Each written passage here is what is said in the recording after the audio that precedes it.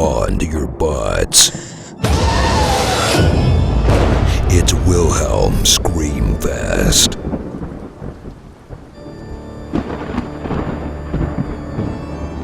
Hello, and welcome back to another Wilhelm Screamfest review. This time, Sam the teacher is back again, and we're reviewing The Lighthouse. This is the first movie of the video reviews that I have not seen before. Like, this is my first time watching it. So last night I watched it. I believe you said you watched it this morning? Yeah, I watched it this morning. But it was my third time. Yeah. I don't even believe I watched the full trailer when I first saw it. I saw part of it and I was like, you know what? I'm just going to stop. It looks very art housey. I don't really want to know the story. And going into it, I just thought, okay, it's going to be the two of them. They go to a lighthouse. They're secluded there and they're going to get cabin fever or something, or a monster. You got it. And that's exactly what happened. I mean, exactly. It's gonna be really hard to talk about this movie for the first 5 minutes without like spoiling anything, but you could just talk about the vibe and the directing and that sort of thing. Okay, the first thing I noticed was the 35 millimeter aspect ratio. Like, it was so good. Like, people that are watching this or listening to this right now are like, what does that mean? Okay, you know how TVs are like rectangle and you'll see it's just square. It's like you're watching for you heathens out there that still watch DVDs and not Blu-rays. It's like watching a full screen DVD on a widescreen television, which every TV is widescreen now. Maybe the like small square Mickey Mouse ones from Target are those. I think might even be rectangle, but that's just a whole. Yeah, I think they got with the times. They got with the times, Ikaika. Yeah. But man, I loved that. Yeah, dude, I love the black and white as well. I think that aspect ratio with black and white, just the contrast of every scene, really well done. Literally, you can pause this movie anywhere. Oh, did you break up? Oh, I'm still here. Okay.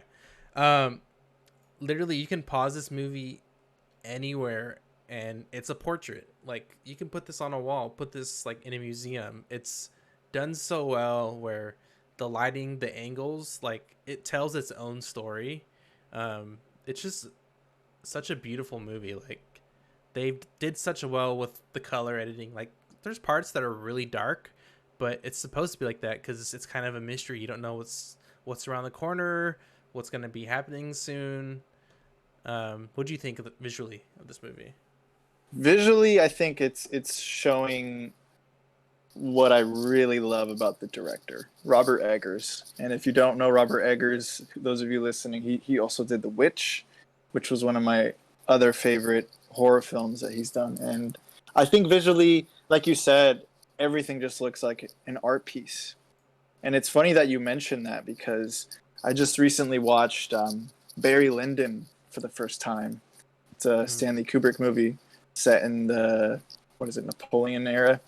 But every shot in that film you can see is just like this work of art.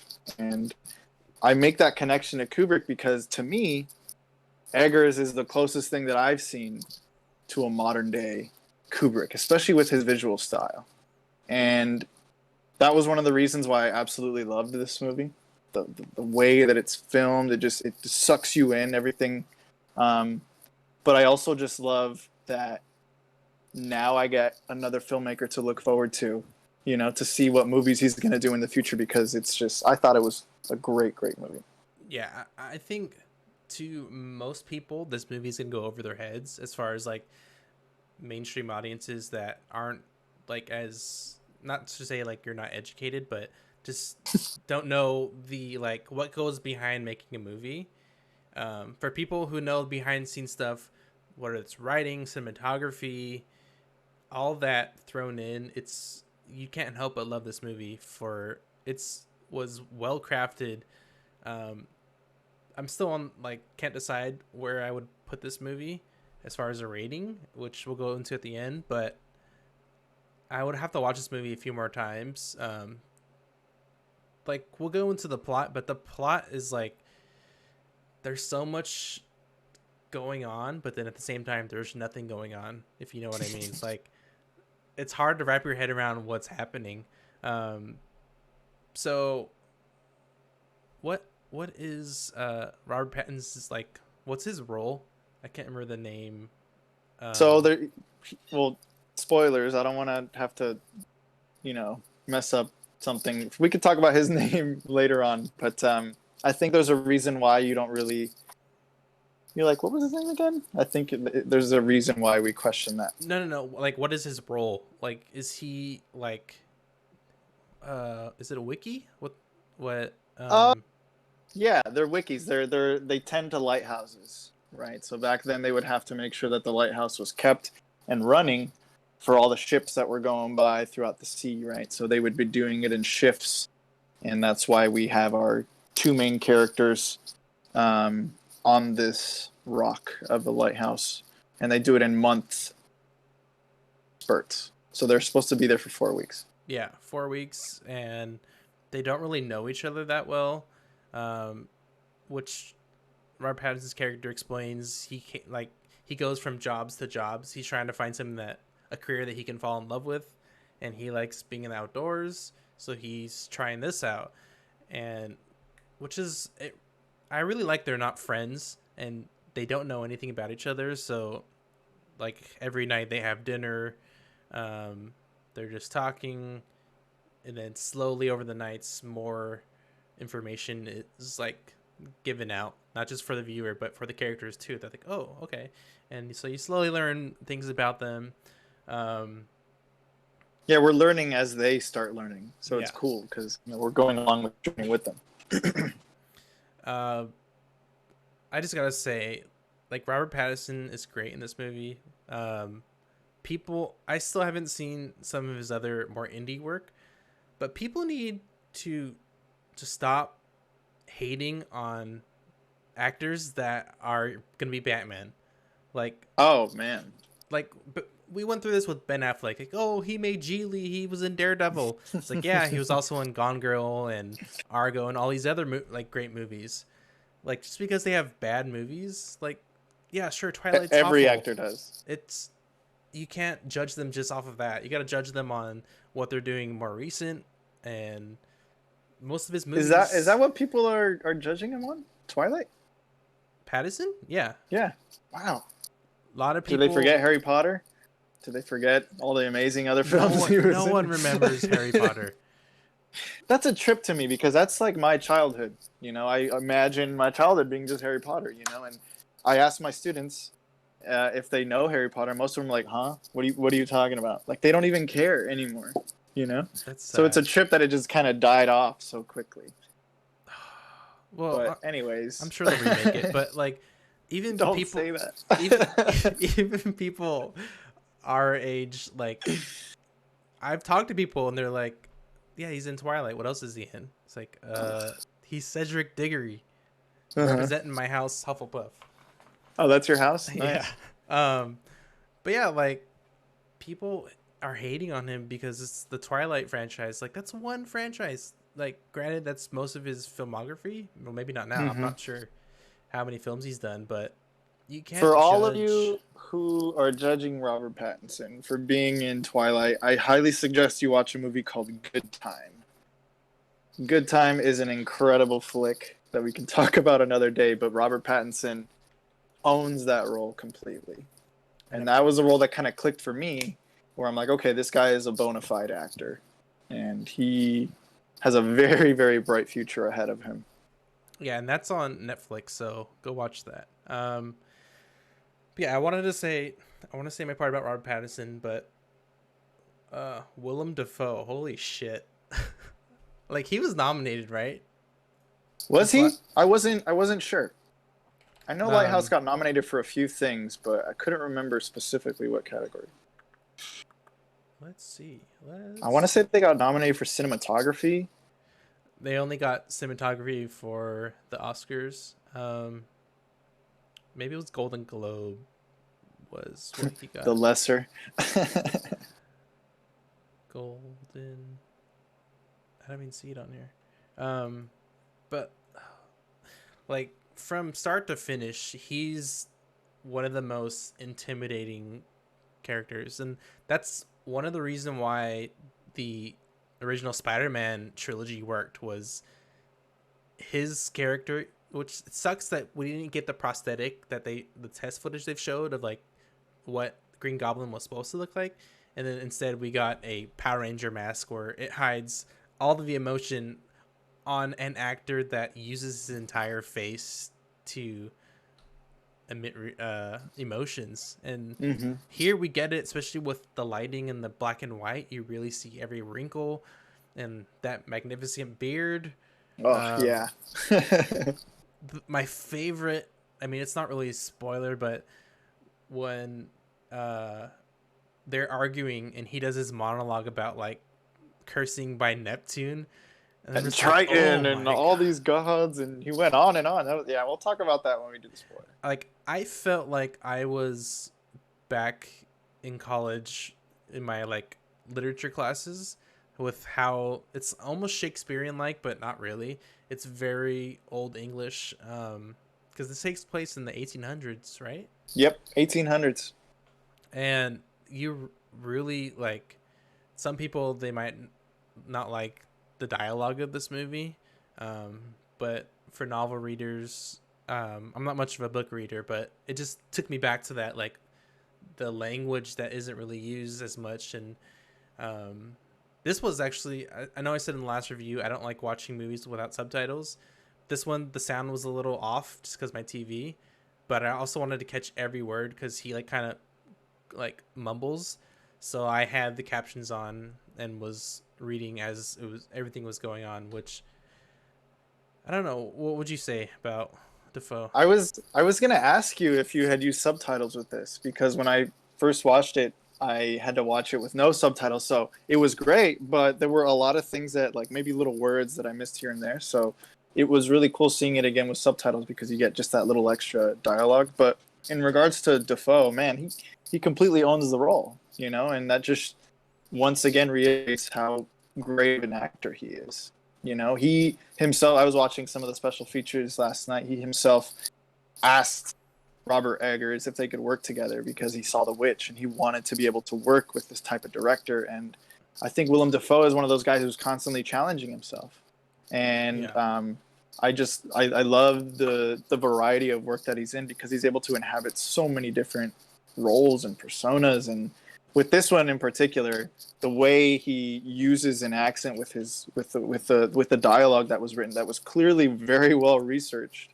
Like the writers, and I think Robert Eggers is one of the writers, they put so much time into figuring out, okay, how would people who were sailors and lighthouse men have spoken back during the 1800s? So you get transported to this time not only with what you see, but also with what you hear, with the style of the words. Like I said, Willem Dafoe is just, I really do believe that he's a treasure for cinephiles like you and I, because we get to experience all these different characters that he can possess so well, and I'm just in awe every time I see him. And this character in particular, with the way he uses his words, it's amazing acting. I was having trouble trying to figure out whether or not I liked him or Pattinson more, but yeah, it has to be Willem. I feel like it's more Pattinson's character's movie, but as far as acting, it's Dafoe's movie for sure. And it doesn't seem like you're watching him. You're watching a character. Like his face looks, I know his face, but I've never seen this person before, and he's batshit crazy, dude. So we'll get into spoilers now. I mean, I don't want to just beat around the bush with trying not to spoil things. So from here on out, if you haven't seen The Lighthouse, just turn it off now. It's fine. Come back after you watch the movie, and it's on Amazon Prime, so watch it now. But we're going to spoilers right now. Holy shit.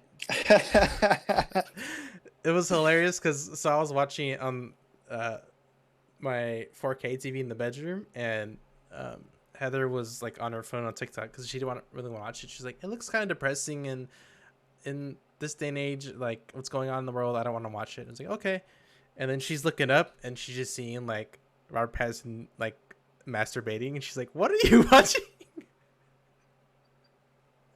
And that was multiple times throughout the movie. It's like, okay, is he masturbating the first time? And then later on, it's like, he's definitely masturbating. Yep. The whole movie. And when I was watching the special features, the director made a comment. He's like, no good things happen when two men are stuck in a giant phallus. You know? And these dudes were they were horny, sexually frustrated. And with the time period that they were living in, that's how they were, you know, kind of manifested and all that stuff, especially with all the weird visions that they were having of all these sea creatures. Yeah, that and like the homoeroticism as well. Like there was a moment I was like, "Oh, are they gonna kiss? Like what's happening?" That just goes like into like breakdown is like cabin fever happens and Robert Pattinson's character, well, he says he's Ephraim. That's his name. Ephraim Winslow. Yeah. And then he reveals later that his name's actually Thomas. And so Ephraim was the guy he killed, right? And yes. He took his... Okay. So throughout the whole movie, Pattinson's character kind of sees these visions. Some of them are of these fantastical creatures, but others are of this man who seems to be near logs throughout whenever you see him in visions. And it's later you come to realize that this was the person who... He didn't necessarily kill him, if I'm right. He just neglected to save him. Mm-hmm. And that's kind of where his guilt comes from. And I think them being alone in this lighthouse over an extended period of time caused him to sort of go crazy with this guilt. Yeah, constantly rethinking it. The Jared Leto Fight Club lookalike. Like totally with the blonde hair. Yeah, I was reading into someone had a good point. I don't remember who wrote this, but they're saying that Robert Pattinson's character was on the run. He was trying to forget his life, but he couldn't escape the imprisonment of his own personal guilt and mental instability, which is that's written so well. I was like, oh, that makes so little sense. What's happening? Because first time watching this, if you don't look up anything after, you may not understand what the hell is happening. You need to know mythology as well. So Prometheus is a really big thing with him, which I was like, I don't know. I kind of remember Prometheus' story, and I had to look up, and I'm sure you know better than me as a teacher. Could you explain Prometheus? Yeah, with Prometheus, he is one of the... It's a myth where this Prometheus steals fire from the heavens and gives it to the common people, and as a result, the gods lose their grasp on humanity. And to punish Prometheus, they have him have an eagle eat at his stomach and eat his liver every single day. So he's reliving this scene of this eagle eating at him every single day, which is funny because if we're in spoiler territory already, that's exactly how Robert Pattinson's character ends up. But instead of the eagle, it's the seagulls. Yeah. Bad luck to kill a seabird. When he killed that seagull, he just kept going. I'm like, that seagull is all red now. There's no white, or it's all dark gray. It's not white. Dark gray, yeah, black and white. That's funny. I was watching it this morning, and Ruth walked in right as Pattinson was beating the crap out of the bird, and she was like, "What? I forgot about this scene. It's so violent." But yeah, I mean, that just kind of goes to show you kind of the little shock factors that you see throughout the movie too, that Eggers kind of puts in. And I really, really enjoyed this movie. If I'm thinking back to 2019, I would say it's one of my favorites from that year. I went to go see it twice, and seeing it in theaters, oof, especially, those crazy scenes, especially at the end, it just kind of get at you, and it just feels so violent. Yeah, I love this film. I feel like this movie, there's no wrong or right way to interpret it as well. Is all this going on in, I'll just say Pattinson because he has 3 names, is in Robert Pattinson's mind, is everything going on in his mind, or is uh William Dafoe, like Willem Dafoe's character, is he going crazy too? Because he's saying things that he's like, "Oh, you're the one with the axe. I wasn't holding it." And it's like, "Wait, I just saw You're you the one were." who destroyed it. Yeah. So it's like maybe they're both going. They're getting cabin fever, going a little crazy, even though he's been on this before, like done the Lighthouse job before. It's just a crazy movie that this. If I was a film studies teacher, this would be a movie like you have to put in for modern films. I would just do I this agree. and The Witch, like do it together. Like, okay, we're gonna do Robert Eggers this week. Um, but Totally, man. it's also the way it's filmed, as far as dialogue and the action that's happening. It feels really reminiscent to the old, like early 20th century film, like whether it's the silent films or like the Universal monster movies, like not just because it's black and white, but there's a lot of slow panning, just music. Then you have someone walking from far away coming into frame. um I mean, there's some more modern techniques as far as camera go, like with dollies and things, but it feels like an old school movie, just Absolutely. high definition and with crazy special effects. Yeah, visually, like we've already touched on that so much. I loved it visually, but I think what I also want to touch on is a little bit of Robert Eggers' style, in that you really have to put yourself into the minds of the characters to fully understand. Like, dude, if you were living in the 1800s and you were alone on this lighthouse, of course you would start thinking about mermaids and shit, because that's all that people knew back then. You know, Yeah. that was a reality to them. And I love that he does that, because it's very similar to The Witch in that regard, right? Of course they're going to think that a witch is, you know, in their land and destroying everything that they're trying to do. Like, that's what they would feel is happening to them, Mm-hmm. right? So I think he does a really good job to ground you in the reality that he's built and the time period that he's built, and using the film techniques to kind of go along with that. So, and you're seeing these mythological creatures because that's what those characters would see in their minds. Yeah. You know, and I really love that it was seamless and like, oh no, it's reality and then it's myth and then it's reality and then it's just together, and you're kind of questioning what's real throughout the whole movie. And you don't really get an explanation at the same time. Mm-hmm. I It thought, doesn't treat its audience as stupid, and that's what I yeah, love about this movie. You know, it um, makes you think about it. that's a really good point. I would say for any, I mean, for any movie in general, but mostly horror movies, to really enjoy a horror movie, put yourself in the year it came out, or if it's a period piece with a setting, the mindset of the characters. Like, if you do that with It Follows is one of the scariest movies ever, because you're like, they're never gonna run Yes. away. The Witch, like, you got to think they're isolated from the village. They're becoming paranoid because they're very religious. That's all they know. You can't think like, oh, if I was on the Lighthouse, I would just be thinking about Fortnite Yeah. and Among Us and what other video game, or oh, But at least we can't get whatever's COVID. in We're out vogue. here. Like, you can't think about, because that just takes you out of the movie, and you want to be like as deep into the movies you can. And with Robert Egger movies, he does a really good job at starting that off. It's just you need to play to put your part in. Just don't think of anything else. Try and put yourself into the movie for best enjoyment. And that's why I'm really looking forward to anything he does in the future. I think he's working with Willem Dafoe on a Vikings movie. That's his next film. He loves some period pieces, doesn't he? Yeah, he does. I really like the foghorn sound effect. Like, it doesn't sound like a hockey goal foghorn. It sounds like the most ominous tone of a foghorn. Like, every time you hear it, you kind of think like something's being awakened. Like, whether it's in the sea, in their minds, like something dark is happening as the sound goes off.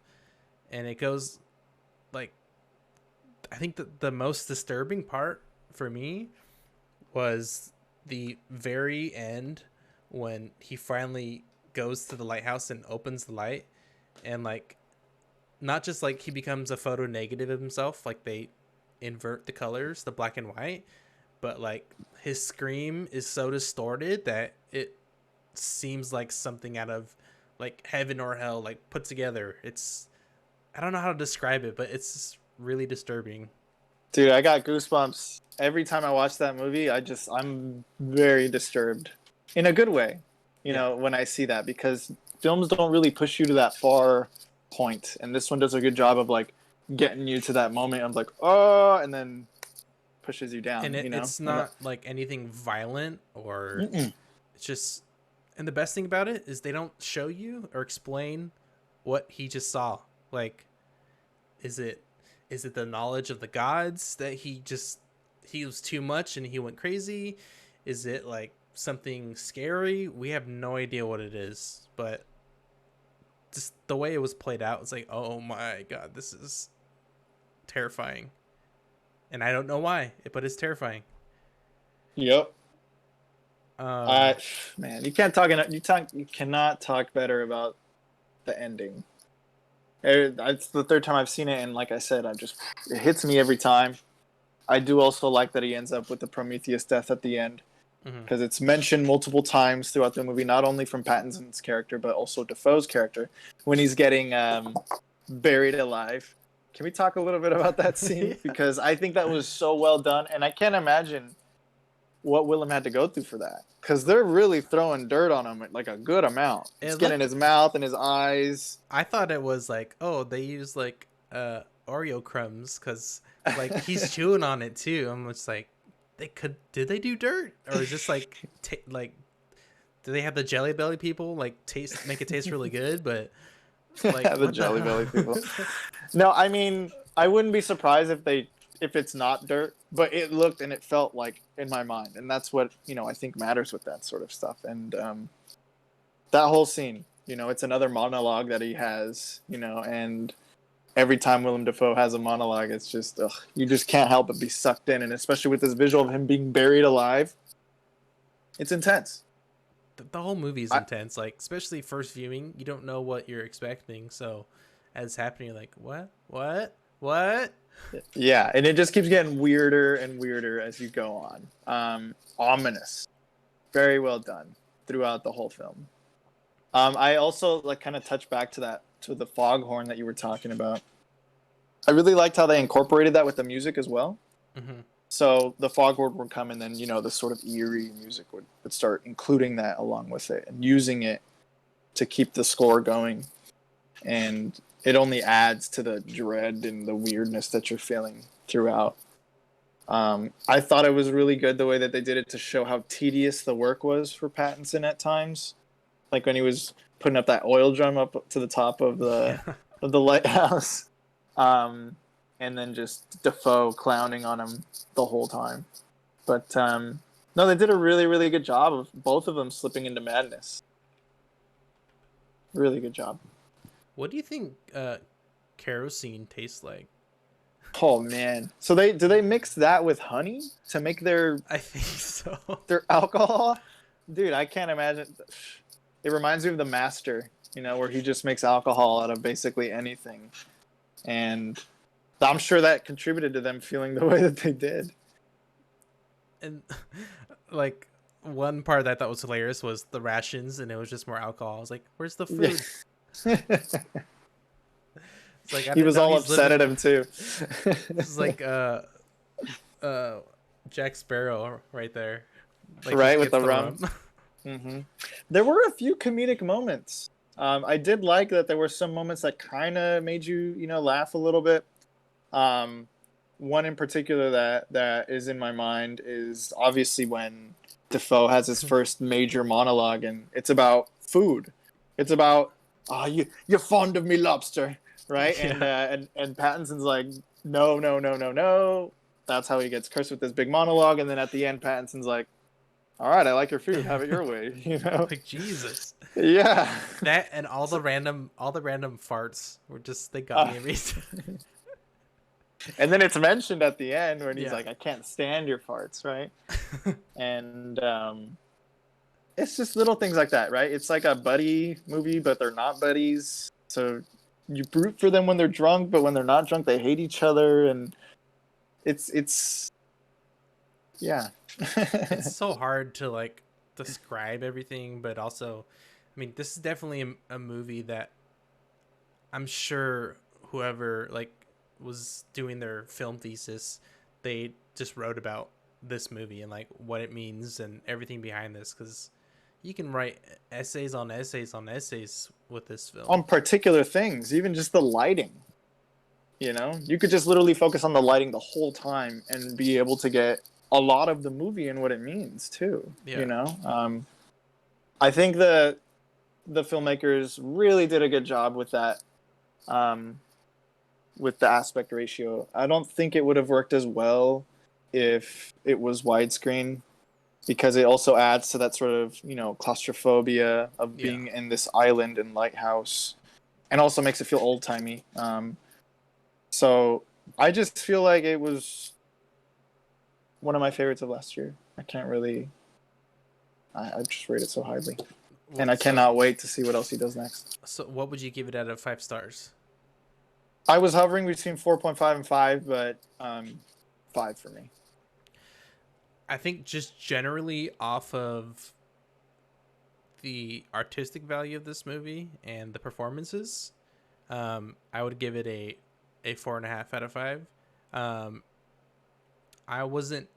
I really liked the plot, but I wasn't really invested in it. I like how it was written and where it went, but I was more into the characters and visually of the film. But again, I only seen this movie once, so like repeat viewings, I might love this movie a lot more in a few months, so who knows. But I thought this was a very different movie for Wilhelm Screamfest, because it's a slasher, it's a ghost, it's a monster. It's more psychological horror than a straight up horror film. Definitely, and a unique one at that. It's not like someone that's crazy. Like, you don't know if he's crazy or not, or is the world just insane? Which the world is insane now, so yeah, right. It's perfect timing.